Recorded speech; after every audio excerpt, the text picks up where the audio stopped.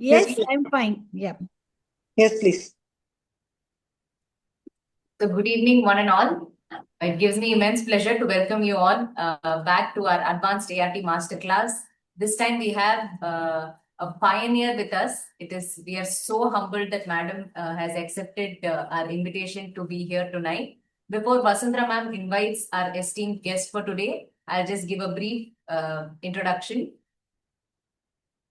about the certificate course that we are starting. Two certificate courses. One is Genetics and Infertility, which is going to be a 12-week online course. We are doing this in association with TAPISAR, which is the Tamil Nadu and Pondicherry chapter of ISAR. And we are also introducing a reproductive immunology course, which is an 8 weeks online course. We will have one class per week and it will be for 8 weeks. So it is going to start shortly.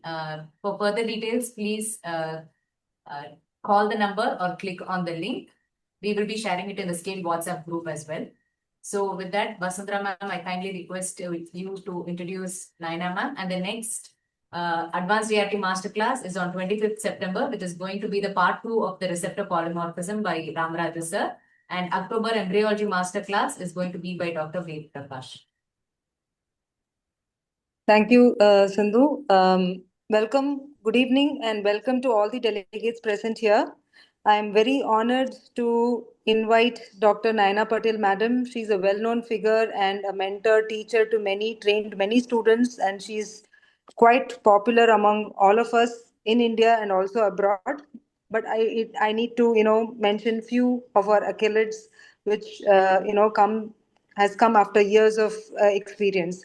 Madam is the medical director of Akanksha Hospital and Research Institute and Zivia chain of IVF centers. Her field of interest is regenerative medicine, gut microbiome, ovarian and endometrial biomarkers, and PCOS. Great achievement of 1740 surrogate babies born till May 2025. Madam is a state president of Obs and Gynae Society of Gujarat, founder president of Gujarat chapter of ISAR, and Madam is an invited, TED Talk speaker, Oprah Winfrey Show, Josh Talk, Hard Talk. Really a great honor. She has authored many research papers, written chapters, published and edited her own book, Advances in ART, reviewer of JHRS, JHRM, JAR, Human Fertility, and TNF Online. Madam has published and treated the world's first case. It's been published in the CERM journal, and Madam has published the first pilot Strium patients in Journal of Regenerative Medicine. I'm the pioneer of regenerative medicine in ART. Over to you, Madam, for taking us through regenerative medicine in ART. Welcome you, ma'am. Thank you, Vasundara, for that wonderful introduction. And good evening, everyone. I would like to congratulate Vasundara for doing such wonderful work and giving education, being so passionate about it. And when she told me, I had no answer but to say yes. So, without wasting any time, I will be starting the talk on regenerative medicine, which many consider as hope and many consider as hype. So let us see how we go about, right? So we know that there is limitation when it comes to the treatment of ART. IUI, IVF, ICSI, donor egg, surrogacy, donor sperm, donor embryo. But there are couples who would not want to go for donor eggs or sperms, even though they are unable to produce functional gametes, and may also not want to go for surrogacy, but carry their own child. And then the science is limited when it comes to plain surrogacy or simple IVF when the follicles are really poor or sperms are really bad and the endometrium is not good. So here comes the role of regenerative medicine. This is a process in humans where the lost or damaged specialized tissue is replaced by proliferation of undamaged specialized cells. We have platelet-rich plasma, stem cells, and exosomes. So this is the preparation. I'm sure most of you will be knowing this preparation, ready-made tubes are also available with calcium gluconate, but we plan to prepare it always manually. And there are 2 rotations of 1200 time and then second. I can share that full protocol. When your rotation is done for the first time, you take out the supernatant, again you rotate it, and then again you take out the liquid. The fluid that you take out will remain, and you will dilute the pellet. But before you do that, you will take a drop from it and find out the platelet count. Normally, I'll tell you the inclusion exclusion, but here the original platelet count should at least be more than 1.5 to 2, 100,000 or 2 lakhs. Otherwise, the yield will not be so great. We are looking at 3 to 5 times of the original platelet count. So we are targeting something between 9 to 12 lakh platelets per ml. And that is the ideal preparation which we need to inject it wherever it's in the ovary or it in the endometrium. So I ask you all to go through this beautiful publication where they've said that if the autologous platelet-rich plasma is not prepared properly, there will be conflicting and limited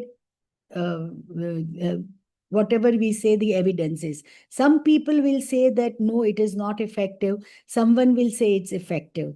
So it is dependent on how you select the case, how you prepare. The preparation technique is very, very meticulous, good preparation. There are people who order a pathologist to prepare it, or the patient carries it with her and sits in the OPD and then you do it. No, because this has to be properly prepared. It should be under you. It doesn't take much time. 45 minutes, even you have those calcium gluconate added vials where you can, tubes, which you can centrifuge it and prepare it. So please see that you prepare it properly, and please see that whatever platelet-rich plasma from wherever you are getting it, if you are not preparing, just check the count, not after dilution, before dilution, that it should show huge amount of platelets in it. At the same time, you should not only increase the platelet factors, see the leukocyte count with it. We want pure platelets as much as possible. And the activation part is the most important part. You have received this vial of platelet-rich plasma. Then you have to activate it before you ideally inject it in the ovary, in the endometrium, subendometrium, or testes. And what is that? When you activate it, if you have not added calcium gluconate, you need to activate it physically. That is, that vial is frozen in liquid nitrogen. Immediately it gets frozen. Take it out, allow it to thaw. Again, put it in liquid nitrogen. Again, take it out and allow it to thaw at the room temperature. What happens? This growth factors are there in the granules of the platelet-rich plasma. And when you give this physical activation or chemical, the granules will start rupturing.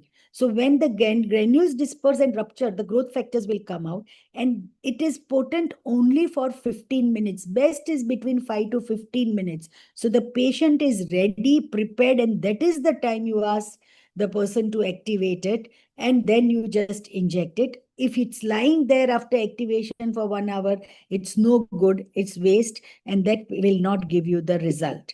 So as I said, it is very important to do this.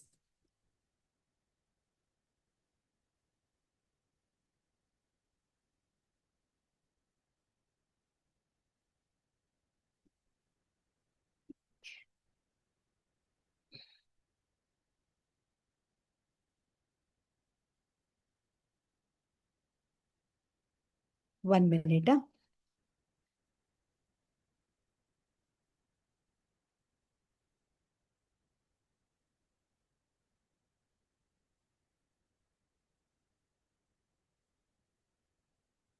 So go through this publication to get the exact idea that how your PRP should be prepared. It acts by anabolic effects, that is the growth factors are creating it, scaffolding effect because of the fibrinogen and anti-inflammatory effect mediated through inflammatory mediators. Next, we come to the stem cells, and they have the characteristic of differentiating into multidirectional, different type of cell lines. There is angiogenesis increases, immune regulation, and paracrine stimulation. Of the various stem cells that are available, we use the multipotent because it can differentiate it to only a limited range. Embryonic totipotent is not used, and these are known as the mesenchymal stem cells. We are using bone marrow derived, but adipose tissue is also there. Umbilical cord gives excellent result, but not allowed to be used in India. And even the menstrual blood can also give stem cells, and dental pulp also. We prepare from the bone marrow stem cells, and before the patient is once the patient is counseled and before the patient is put up for the procedure, there should be a proper audio consent, all paperwork. There are special consent forms that you need to sign. Then once the patient is admitted, we take blood 40 ml for platelet rich plasma, what we took before. The same type, because they say that even for 1 or 2 hours, you culture the stem cells in the platelet-rich plasma autologous, the potency of the stem cells increase. So you give them one antibiotic, 2 to 4 liter of oxygen for 30 minutes, give vitamin C IV and glutathione. And 1 hour later, you take the patient in the operation theater. We prefer to do it from the anterior or the posterior iliac spine. Nowadays, we are doing mostly anterior. A Luolock syringe, 80 ml, and which is attached to that needle, which is the bone marrow biopsy needle, and the bone marrow concentrate is aspirated. Ideal is 80 ml, but many a times the female may give 50 ml or sometimes 30 ml also. But whatever is there, we need to prepare the stem cells from it.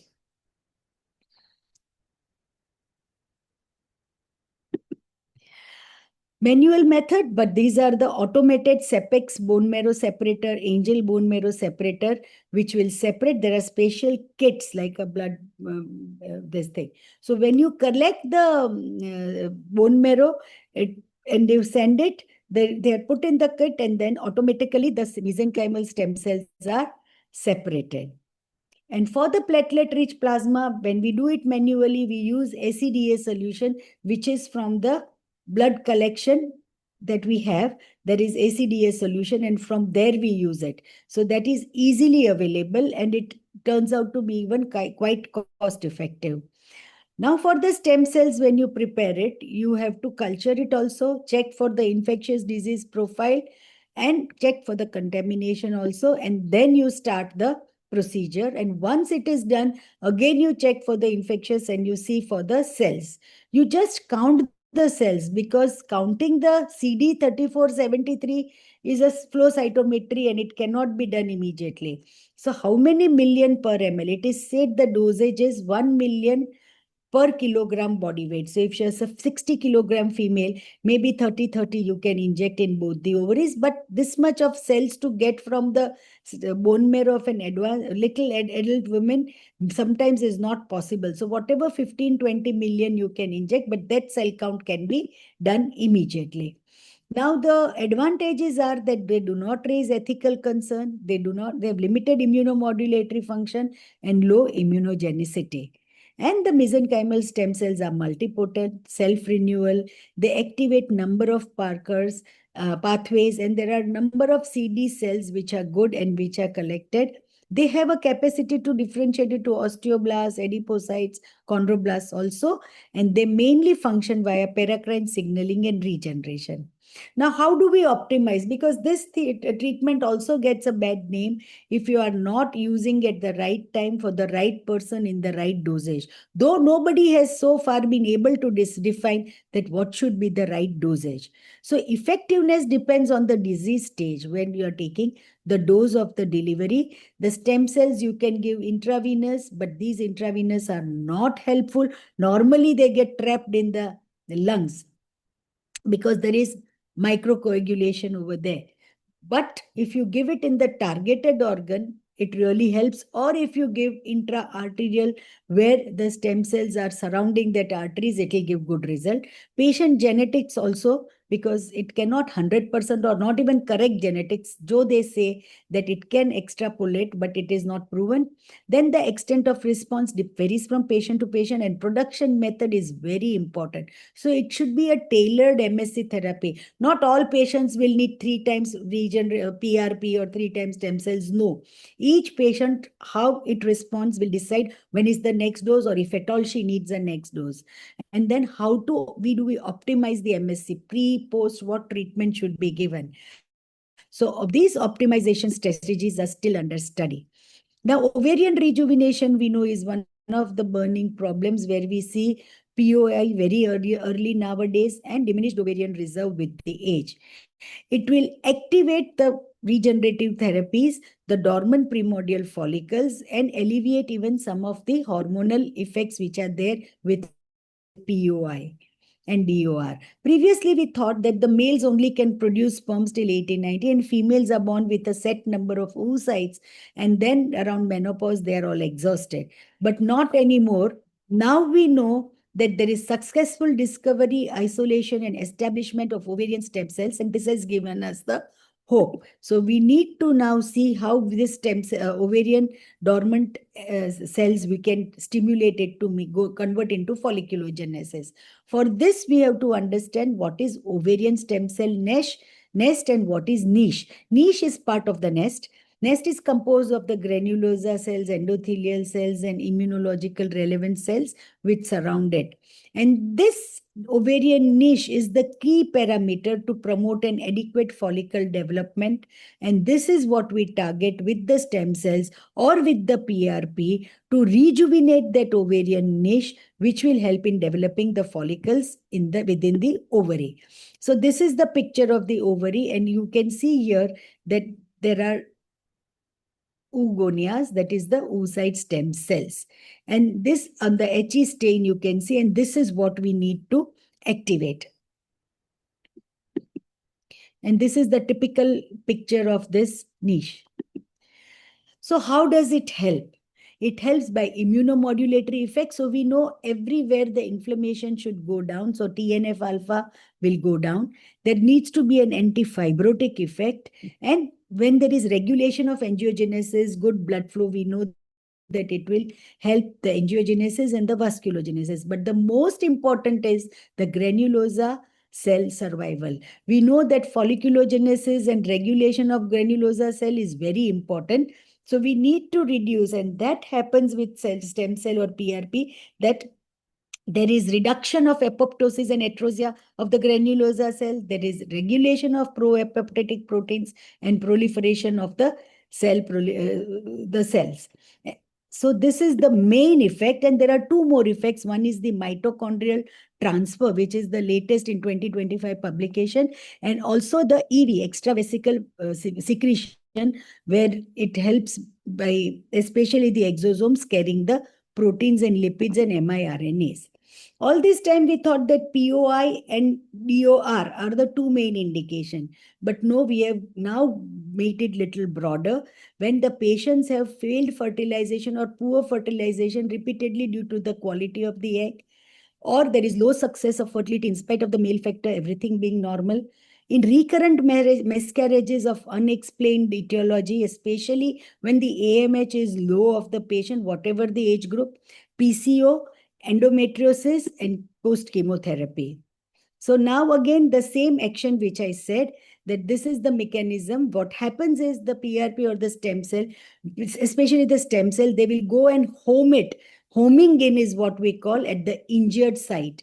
So wherever there is injury in the ovary, that is the granulosa cell, etc., surrounding that in the stem cell niche, the ovarian niche, the stem cells will go, they will home in. Once they home in and settle, they'll start differentiating into whatever cell. If it's the endometrium, it's that. If it's the ovarian stem cells, ovarian oogonias, it will go and proliferate the granulosa cells. So that is the beauty of stem cells, that there is differentiation into the whichever cell they go and home in. So this is a beautiful, again, a very recent paper from 2024, where they have explained that what is the pathological situation on POI and how MSCs will help it to take care of it. So first thing to reduce is FSH. So when you give treatment, after 3 months, assess the FSH on day 2, it starts coming down, and gradually the AMH will rise, which will not be very remarkable.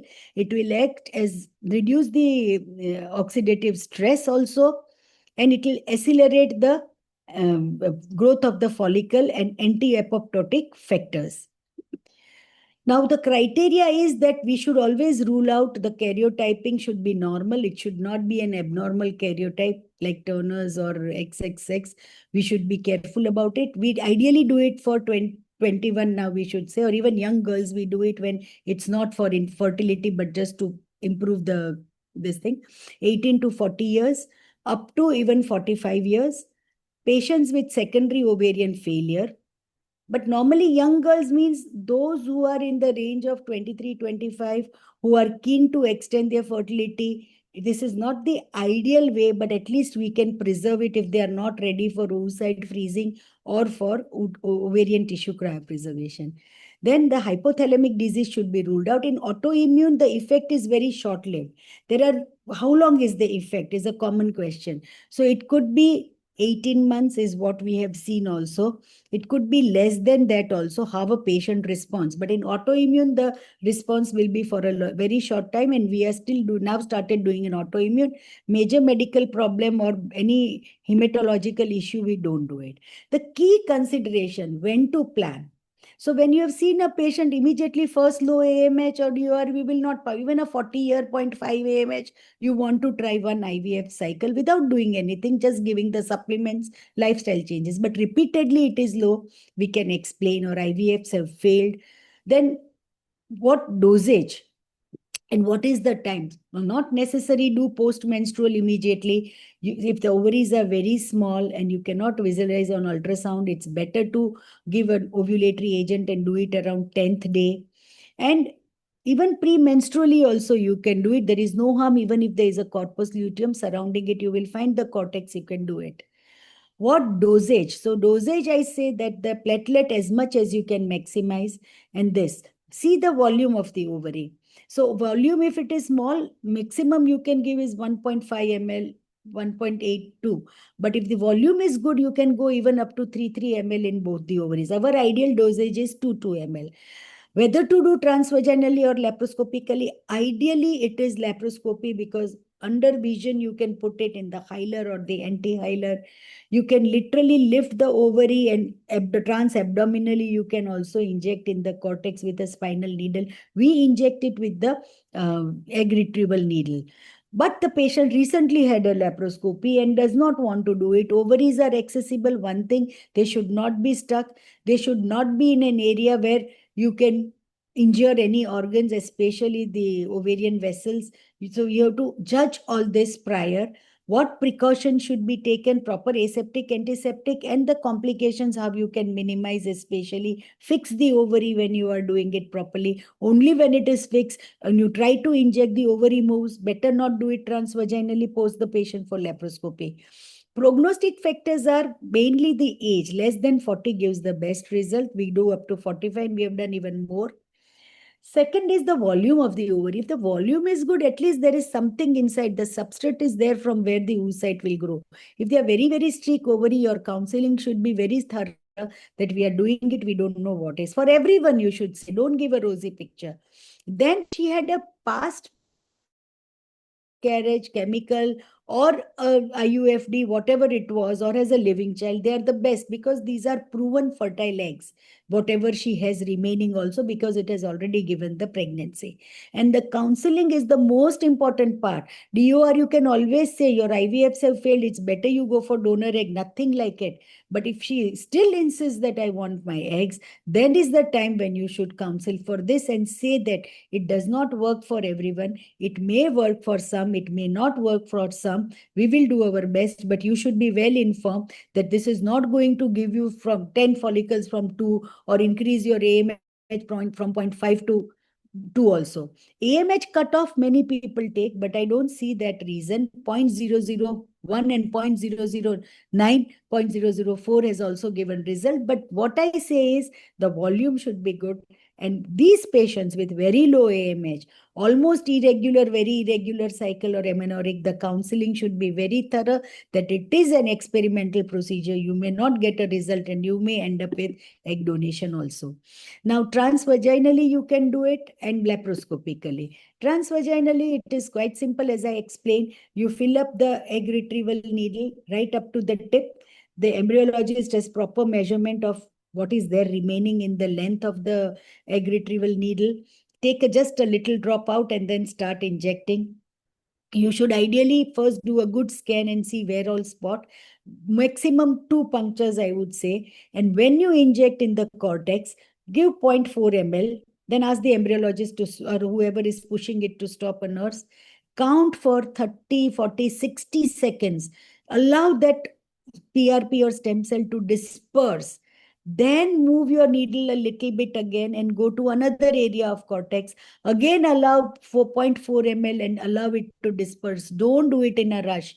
You also count up to 60. Your assistant also counts. And that is the time. Very small ovary, you can stimulate like this and see that the follicle is growing and then inject. Otherwise, what happens? You inject from one puncture and from the other puncture, there will be the leakage. So fixing of the ovaries, deciding the points, everything should be very properly planned.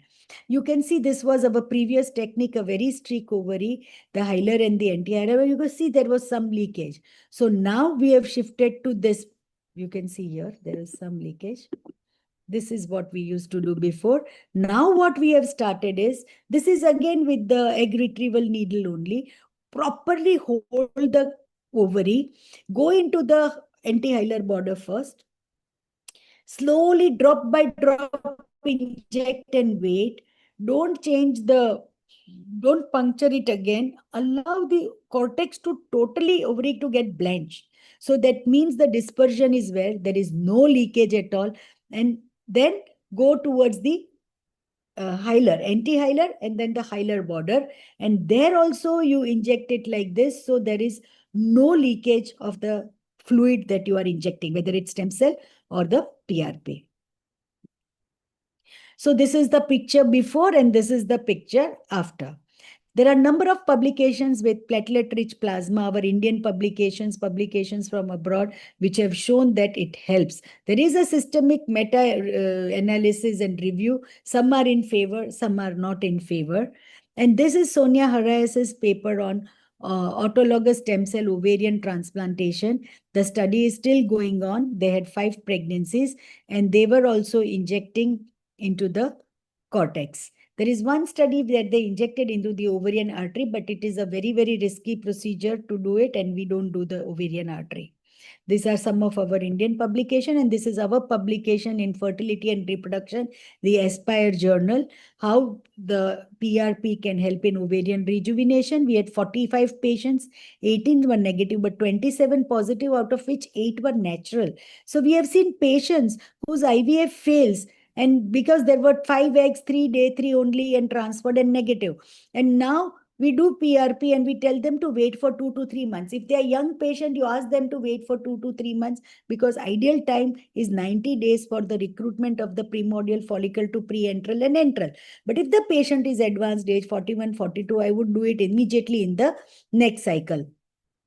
And post PRP or stem cell, we also give them DHEA, antioxidants, coenzymes, and all the supports, melatonin, omega-3 fatty acid, all that we supplement, and good nutritive diet also with magnesium, selenium, all that has to be counseled.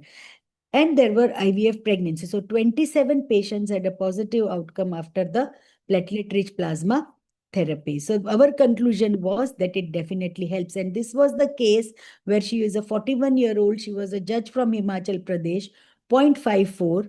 We did PRP, they did IVF, and day 3 embryo, successful, healthy baby. And this was from a religion where she is not allowed to go for donor egg. Her AMH was 0.04.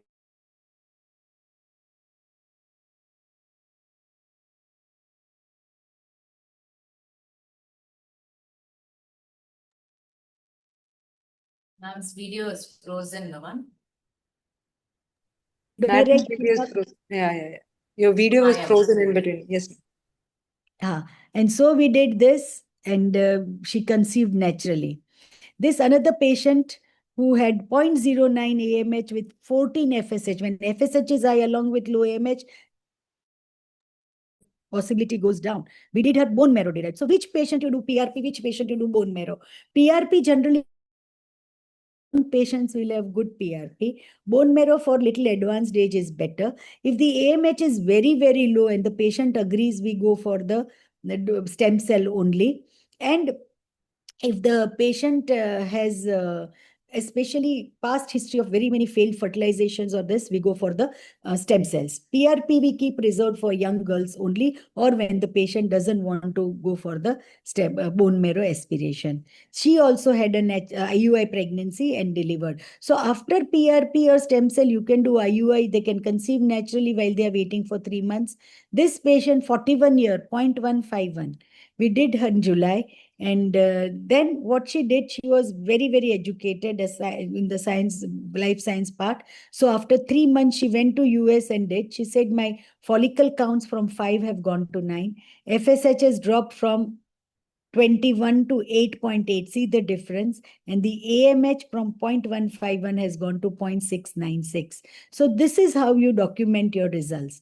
Now we'll get you a small study of recurrent pregnancy loss unexplained with low AMH. This patient had 2 failed IVF, 2 miscarriages, AMH 0.32. So after miscarriages, she went for IVF and then she was advised donor egg. She came to us. We did the bone marrow stem cell therapy with laparoscopy. She conceived naturally and delivered. Looking at her, her friend from USA, again 46-year-old, though her AMH was good 0.88, but she had 4 miscarriages, including 1 Downs. And the stem cell therapy, we advised her for donor egg. She said, I'll only go for at 48 years. Till then, I'll try. So she was 47 running. We did the same treatment and she conceived naturally and delivered. So what I say, the volume, the past proven fertility is very, very important, and she delivered a healthy boy. This is the unpublished data that we have of 51 patients, 27 positive, 24 delivered, 3 miscarriage, and out of this miscarriage, 1 more has conceived again. So endometriosis, it's definitely an inflammatory condition with lot of release of cytokines. And now they've said that there is experimental evidence in both animal and human models, mice as well as rabbit, where it has shown promising result for stem cell-based therapy for restoring fertility in endometriosis. So this is the workflow. This is the 2025 paper in the Journal of Ovarian Research by Nayana et al. And they have showed that how stem cells can help in endometriosis patient. This patient had come to us from Dehradun. She had 1 failed IVF, and they said the oocyte quality is really low and grade 4 endometriosis. So she didn't want to go for donor egg. So we decided to do her laparoscopic surgery to remove all the endometriosis, clean up the chocolate cyst. And in the same sitting, there are some people who are scared that how it will increase the inflammation there. If you put, it will be a good supply. No, understand it is as an anti-inflammatory effect. Whenever I'll talk about the endometrial fluid also, it's inflammatory, go and put PRP. So here after reconstructing the ovary, you can see we have injected the stem cells, right? And this is the last picture of the surgery when it was finished. After that, we called her in January. We got 5 eggs, all 5 fertilized. We just transferred 3 and she delivered a healthy baby. We still have her frozen embryos. Again, this patient from Delhi, 37 years, 2 miscarriages, last in 2019, 0.15 AMH, chronic endometriosis. We did the stem cell therapy for her. She conceived naturally, delivered healthy baby. PCOS again is an inflammatory condition. We know the follicular fluid will have lymphocytes and a high Th1 response, which is bad. We need a Th2 and Treg response. So there are now papers which are showing that human mesenchymal stem cells preserve the capacity to suppress human Th1, and that will reduce the internal inflammatory environment in PCOS. So from the same journal, they have a nice workflow that what are the pathways that are activated in PCOS patients and which will give the good results. And now I was surprised to see there are a number of clinical trials going on of stem cell therapy in the PCOS patients. And this publication from SERM, it's again 2025, showing that stem cell has potential effect in PCOS management, its hormonal balance, follicle development, antioxidant, anti-apoptotic, and it is an alternative to conventional treatment for metabolic complications also. It's a beautiful paper, clinical trials and further research needed. So this is one odd case, but we must have done right now close to even 30 to 40 patients or more in PCOS with good results. We are collecting the data and we just did drilling, and along with drilling, we put the platelet-rich plasma only. She conceived naturally and had a healthy baby. Ovarian tissue activation is another condition where you activate the primordial. When you do PRP stem cell, it is mostly the secondary follicles. Here it comes, the primordial follicles. Here it comes to the secondary follicles because immediately in the next cycle. So you prepare the patient with sequential estradiol, valerate, and norethistron. Once you stop, the next day to take the patient for in vitro activation, and the mechanism is disruption of the hyposignaling from promoting the folliculogenesis. So this technique is done. Here you can see. So once it is stopped, immediately the next day you do it. And 5 days later, when the washout and she gets a period, you start the stimulation because these are the secondary follicles already which are recruited. We are physically disrupting it. So you take the cortex, you take this tissue, and then I'll show you what they do in the lab. They cut it into 50, 60, 70, 80 small cubes. And once they are done, it takes almost 40 minutes. The procedure is still going on under the same anesthesia without any chemical treatment. But there's a special media, special knife to do it. It is injected just in the subcortex. You can see here, and then it is sutured. So this is the lab procedure. You can see how minutely each pieces are done and what maximum number of pieces. So you have to slice it, and you can literally see sometimes if there is an endometriosis, some endometrial fluid also coming out. And then this is put over here in a vial, and then it is taken in an infant feeding tube, and through the laparoscope, as I showed you before, it is injected. Now, Kawamura is the person who has done a lot of studies on it, and he has delivered in 10 years more than 100 babies. And these are the worst cases where the AMH is very low, severely, menstrual cycles have been irregular. And these are the patients only where we advise them EVA technique. The first case of EVA pregnancy in India was from our clinic, which was published in the Journal of Human Reproductive Sciences. It is drug-free in vitro activation. There is a patient who was 34 with 0.22 AMH. And we did the EVA technique, first case. So we didn't do in both the ovaries. We were worried. We did a stem cell therapy in both the ovary, in the left ovary, in the right we did this. And she had 3 good quality day 3 embryos. And we took the embryo eggs from the right ovary only where we did the EVA, but she had a miscarriage. Then she conceived naturally, and the corpora lutea was on the right side, showing that the ovary where we did EVA, the egg was released and the healthy baby was born. Thin endometrium also number of treatment, but what is the role of regenerative medicine? When nothing works, we have to think of regenerative. We need a good functional layer for the embryo to implant. If it is thin, we know that it is detrimental due to the high oxygenated blood flow. So mesenchymal cells can promote endometrial regeneration by enhancing cell proliferation and reducing fibrosis. And we know that the endometrial stem cells are located in the basal layer. And the endometrial stem cell niche, a very dynamic, complex, and heterotopic area changing its structures, is located in surrounding the basal spiral arterioles. Spiral arterioles, which are present in the basal layer of the endometrium, there surrounding it here, there are the stem cell niches. This is the vessel and so anything you put through this vessel will be directly attracted by the injured stem cell niche, and that is our target. And this is how the actions happen. All anti-inflammatory, paracrine secretion, angiogenesis, epithelial driven, and the outcome will be improved thickness and implantation potential. So in the treatment of intrauterine adhesions, we want something, and stem cells has been used now to reduce fibrosis repair the damaged endometrium as well as improve the receptivity. They can transdifferentiate into epithelial, endometrial, vascular, and endometrial stromal cells, the paracrine effect through exosomes and microRNA, and then there is the immunomodulation. Main is there is cytokine induction. So the endometrium is so damaged, there will be induction, and the stem cell will get attracted through the cytokines, the chemokines, and get homed into the stem cell niche. There it will start the growth factor production. There it will start the regeneration of the endometrial cells, because the stem cell niche has the capacity to develop into the endometrial cells, which goes into the functional layer. Growth factor production, natural killer cell activity reduction, Th17, Th1 decrease, and Treg and Th2 increase. Intrauterine instillation, subendometrial hysteroscopically and direct into the uterine artery spiral arterioles. So this is 0.5 ml. Whether you inject, we do PRP only. We do not do stem cell for this.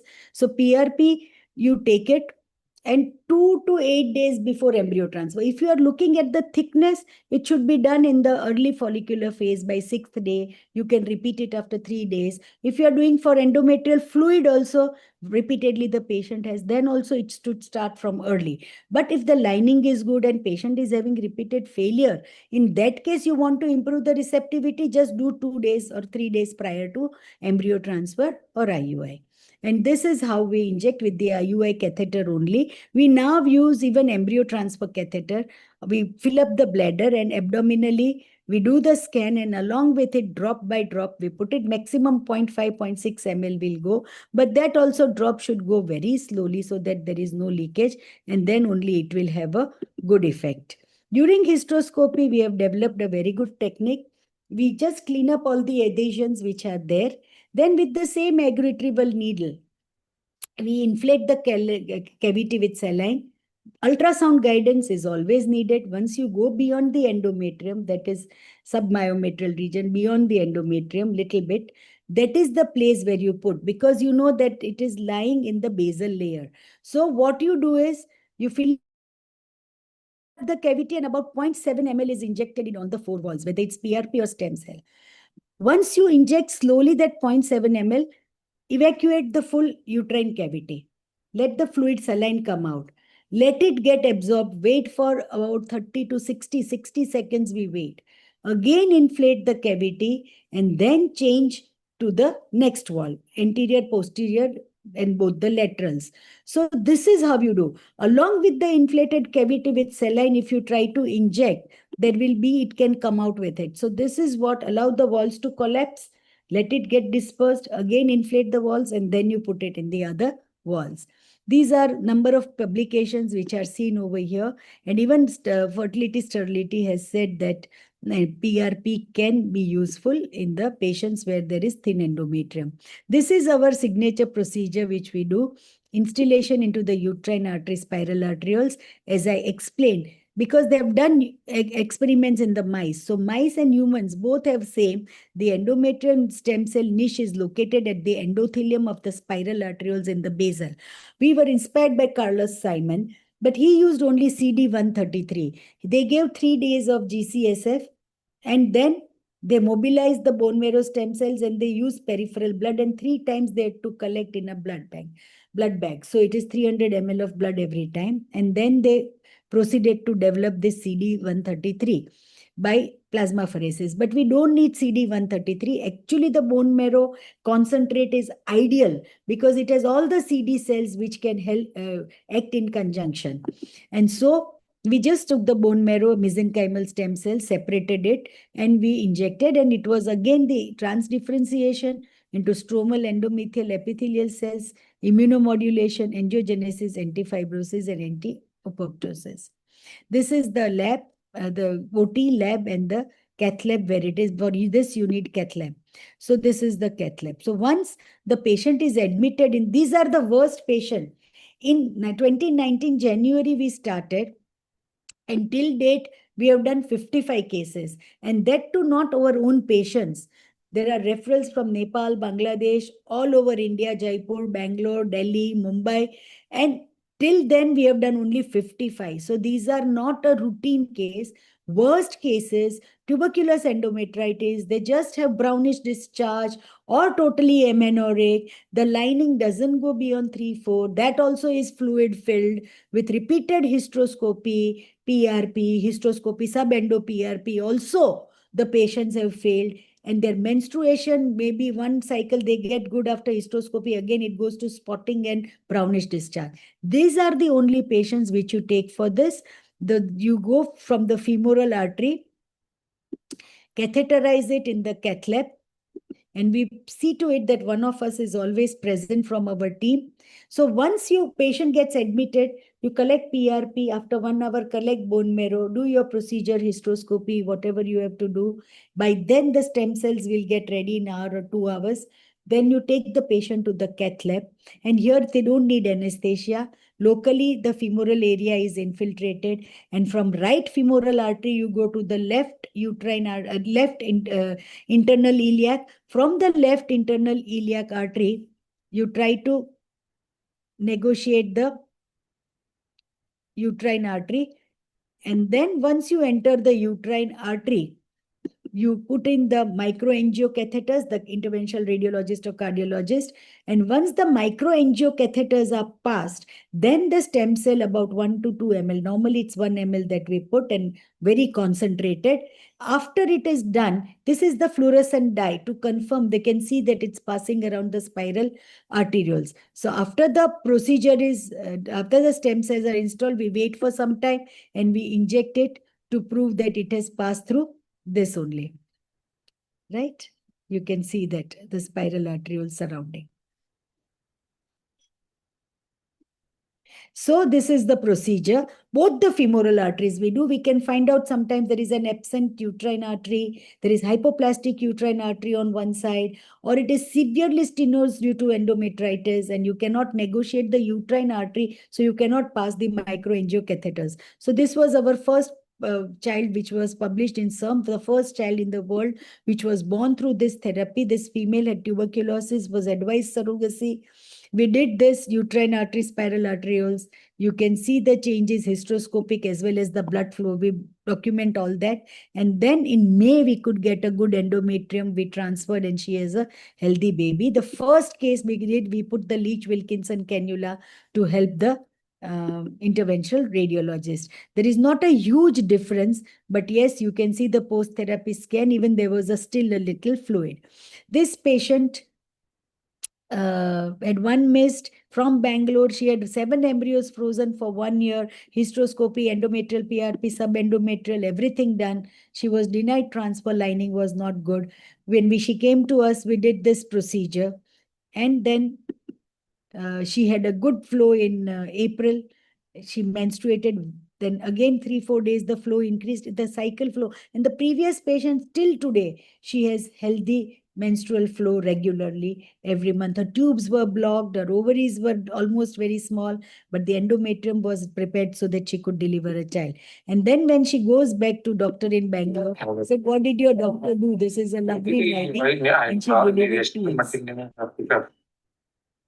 This is a case where she had only brownish discharge, very thin endometrium, point. There was one missed abortion. She had 2 cycles which were negative, 3 hysteroscopies before, and that's the time we did this procedure, uterine artery, and she delivered twins again. And this patient, she was sent, all these patients come to me for surrogacy, and then we explain to them if we see a hope for this procedure. She had 2 ectopic, 3 IVF, multiple leprohistro, Asherman syndrome, myomectomy, thin endometrium. August 2023, the boards were not formed. So we said that you have to wait, or we can try this procedure by the time you are waiting for surrogacy. She agreed. We did this procedure. She got a 7.5. We sent her to the clinic where her embryos were frozen. The doctor agreed to transfer and she delivered a healthy baby. So now we had 12 patients. Out of that, 2 we had refused, but they wanted 10 patients where we did this. And this is the first pilot study case series of these patients where out of that 6 had a result. And so we concluded that To a best of our knowledge, the case series of 10 patients in the world where BMDC was installed and through the uterine artery intervention, and the results were encouraging. Today, we have total 55 cases, 25 positive, 17 delivered, 4 ongoing pregnancy, 3 miscarriage. Out of that, again, 1 has conceived. The obstetrical complications, because the endometrium is thin, IUGR, oligohydramnios, we had 1 which was preterm delivery and 2 had obstetric hysterectomies. They both were from Rajasthan. And 1 procedural complication, when the interventional cardiologist was passing it through the internal iliac, it was so narrow that the dissection happened. Immediately, vascular surgeon was called and stenting was done. Patient is fine and we are preparing her for the next transfer. But don't jump onto stem cell. You need the approvals. For this procedure, we had our ethical approval, but you need to have a Department of Health Research, good laboratory practice certificate. Main important is the CDSCO, Central Drug Standard Control Organization, where there will be an inspection. The physical structure of the stem cells app should be accordingly. And then they will give you that, okay, you can use bone marrow stem cells for reproductive purpose only. These are the mandatories that you need to follow. In India, stem cells has been approved for tau, peripheral osteoarthritis, and this limbal cell, we were the first in the world. These are the approval certificate. These are the ready-made stem cell products that are available. But better to prepare because we have a coming in a big way. We also do an intrauterine scaffolding. Right now, we are using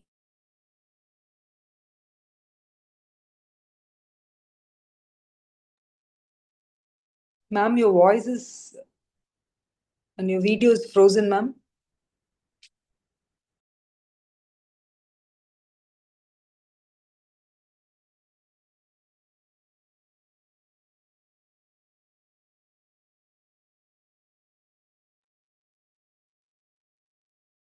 We'll just wait for a minute, ma'am. Yeah.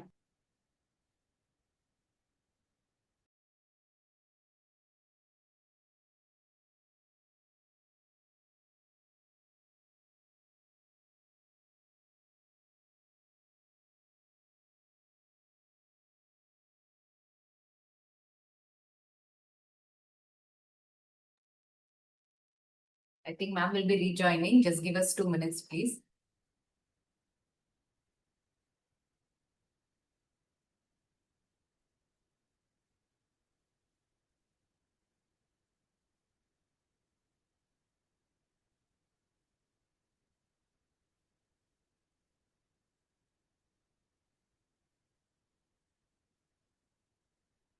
Okay, I think by the time ma'am joins, I'll just post a quiz. I'll be launching a quiz. You all can attempt to answer it. The answers will be anonymous. This is just to see how much we have understood. We'll have the discussion once ma'am joins.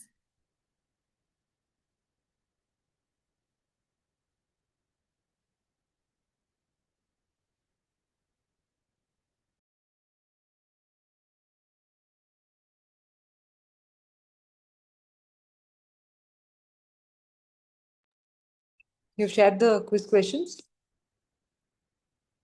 Yes, ma'am, it's on the screen. Is it visible to all? I'm not able to Yeah, see. ma'am, people are answering it. Yeah. I think from phone it may not be visible.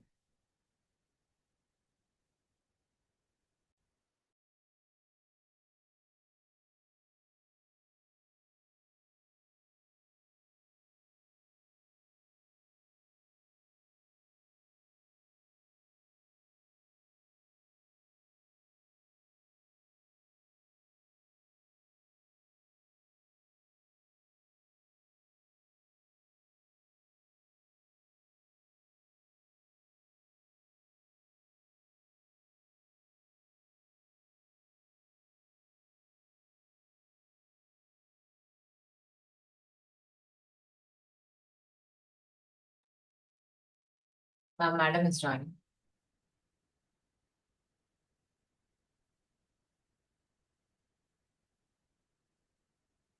Sorry, there were some net issues. No problem, ma'am. We thought it might take some time, so we just launched a quiz based on your. Yeah, you can ma'am. start with that. I'll see the answers.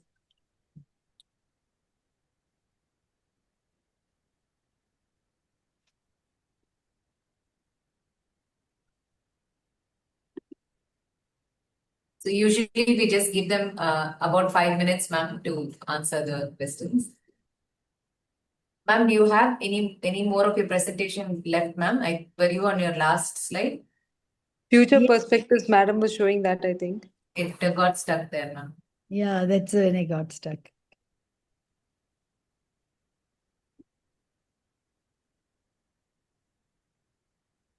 Shall we take the questions on the chat box, ma'am, then?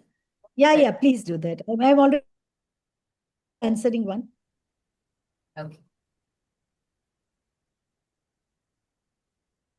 So the first question is, what is the chemical activation of platelets? Please stop proper protocol, please.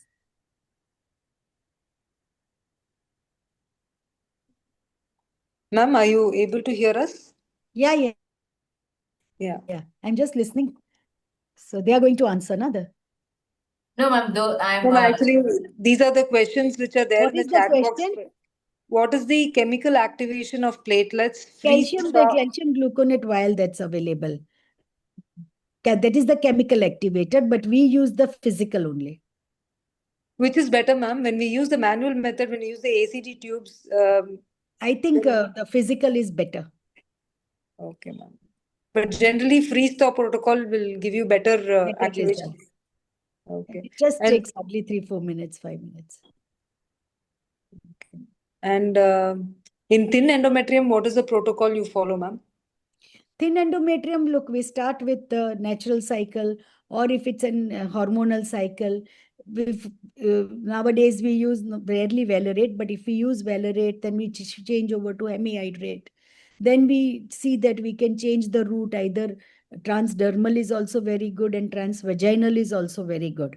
No, ma'am. Okay. PRP protocol for thin endometrium. PRP. After that, it does not happen. Then we suggest the PRP. PRP, when we know the endometrium is always very thin, we would start from day 4, day 5 itself. Once she stops menstruating, we will start the first one.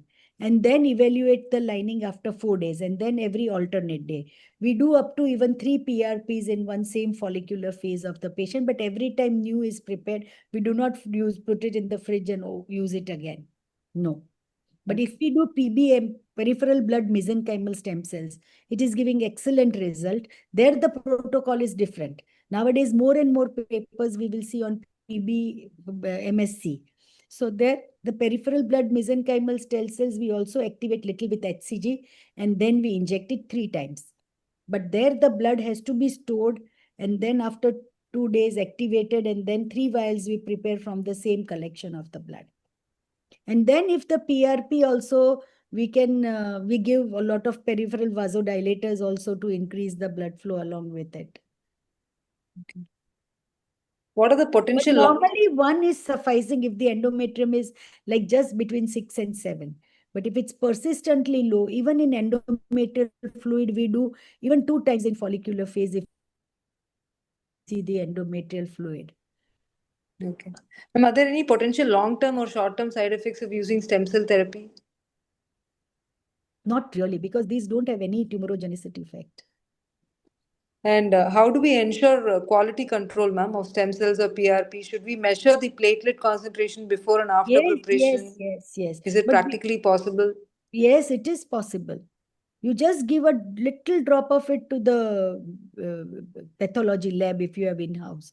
They will immediately see.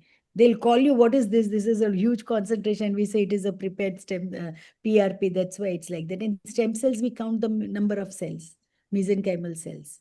So for routinely all PRPs, you check, ma'am? Yes, we do check. And ideally, it should be like 4 to 6 times the pre-preparation phase? Yes. Minimum 3 times. Minimum 3 times. Okay, ma'am. And how many times stem cells can be done in the ovary? I mean, stem cells we do generally 1. If we need another dose, we would prefer to go with PRP then. Okay. But very rarely we do the second time. I think hardly Very few patient, handful of patients we do again. Because there are a number of protocols we do every month at every egg retrieval. So it is not correct. If you have done it in a proper technique and if it's going to be effective, it is going to be the first time itself. Your talk was very insightful on especially when the AMH is so low, even in advanced maternal age, they are having their own biological child. It's something really to be inspired, and we should attempt all possible methods to give them their own gametes for Yeah, pregnancy. when But they are so it adamant. is it is quite a challenge, no, ma'am. When the advanced maternal age, when the AMH is 0.01 or 0.1, even if we are going to do a oocyte rejuvenation, ovarian rejuvenation, what is going to be the aneuploidy in the oocytes? What kind of counseling are Yeah, we going so to give now to they the are patient? selling the stem cells can extrapolate as a gene therapy also. You saw in that 47-year-old. This 41-year-old is still trying. She came to us, we started first IVF, 3 eggs, none reached blastocyst.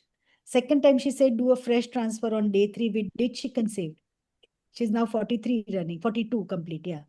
But she had a miscarriage and the product of conception showed multiple abnormalities.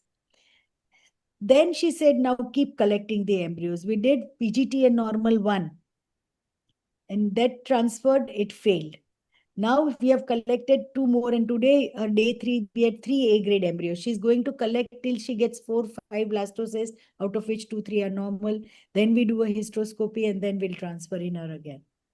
So there are patients who stay for 1 year from US and they want to have their own child because there these therapies are not very prevalent. So, what is your usual protocol, ma'am? Inclusion and exclusion criteria? What kind of rigorous counseling these people go through before all these There are procedures? special forms also, this consent form. They have to be told it is experimental.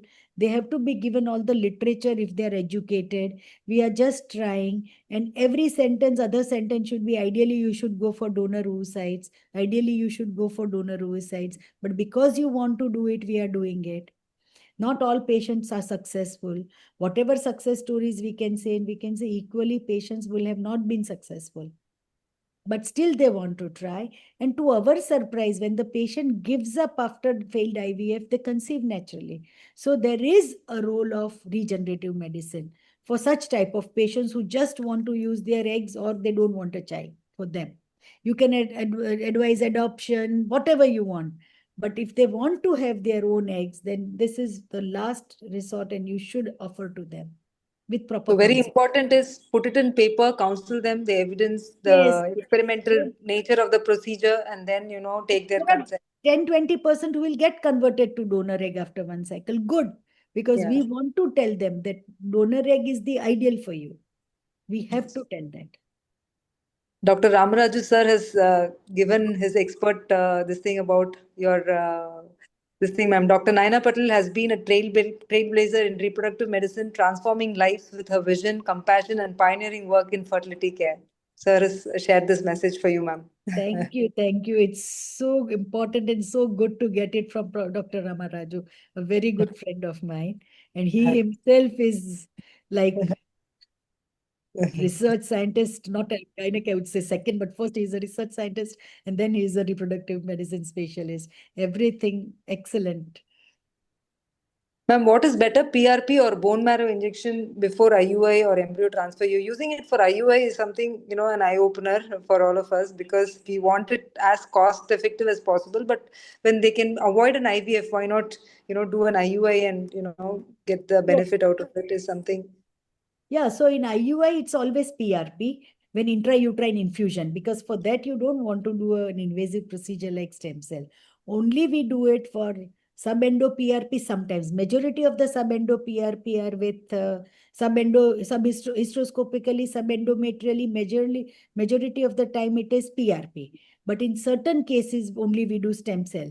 And mainly the stem cells are for uterine artery, spiral arterioles. About 20%, I would say, hysteroscopic. And IUI, purely we do PRP only before intrauterine insemination. When we infuse it only in the uterine cavity, it's PRP. Okay. And hysteroscopic PRP versus intrauterine infusion, what is your patient selection? Which group of patients will go for intrauterine? Which group will go for hysteroscopic PRP? And which phase of the cycle will you do hysteroscopic PRP, ma'am? Look, hysteroscopic PRP, ideally, we would prefer to do it post-menstrually around 9th, 10th day. You can see the two walls little separating, a triple line coming up. Whenever the lining is good and the receptivity is an issue, I would prefer just intrauterine infusion. But if the lining is not coming up, or it's a patchy lining, or there is recurrent fluid inside, that time I would definitely once go and do a cleanup surgery with hysteroscopy and do sub-endo PRP, especially the blood flow. Even we have seen that the resistance of the uterine artery, PIRI, is high in patients where you are planning an embryo transfer. The lining has developed, texture is good, but RIPI is high. Just go and do one intrauterine infusion of the PRP and then see the patient, because as soon as you inject a properly done PRP inside the uterus, and then after 1 hour, 2 hour, whenever the patient goes, you see the subendometrial, endometrial flow is also improved, and the RIPI of the uterine artery has also improved. So that is one more indication where we use PRP, even if the lining is good, but there is blood color Dopplers are abnormal. Very nice point, ma'am. Color Dopplers you do at the start of progesterone and then decide for Yes, this thing. if it's, yeah. So if you take a PI of cutoff of less than 2.5, or you take it up to 3? Normally 3, Mm. and 1. All right. Okay. Is there any change in the stimulation protocol after rejuvenation therapy, ma'am? Not really, but after the EVA technique, definitely we go purely for FSH stimulation, because these patients will normally have a very high LH. So we don't want the high LH. We want to keep the LH anywhere less than 10 all throughout stimulation. And FSH can go up to 20, 30. That should be good while stimulating. And estradiol naturally increases. So for these patients above 40, we prefer pure recombinant FSH. But between 35 to 40, we go for more of FSH plus LH both. And the stimulation will be, if we are collecting oocytes, sometimes we go for letrozole and HMG therapy also, because we know 4 follicles. We have seen all 4 growing equally. And we just give letrozole, call after 6 days and see that, yes, all 4 are growing. Then simple HMG of 150 or 225. So when we are pooling 1 or 2 cycles or 3 maximum, we do conventional. Then we switch over to this. And the patients are not affording, still they want to do, then clomiphene or letrozole plus HMG or REC FSH is the ideal, because the number of injections go down. I think madam is one delegate that asked, do you use liquid nitrogen or this thing for freeze-stop PRP activation? It's only liquid nitrogen, and yes, usually 15 minutes prior to the procedure, ma'am, is what you mentioned. Yeah, just when the patient is taken in the operation theater, you start that procedure. So by the time it's ready, the cells are already activated, the platelet-rich plasma is activated, and you take inside the OT, whether it's the PRP or ovarian rejuvenation or endometrial, whatever. It's wonderful to know platelet regenerative medicines in PCOS, endometriosis. Yes. It's all really wonderful. And your work on PCOS papers. patients, what is the phenotype of PCOS in which this really works, ma'am? Because you did LOD and also you did PRP in the ovary. Normally, so which group of patients?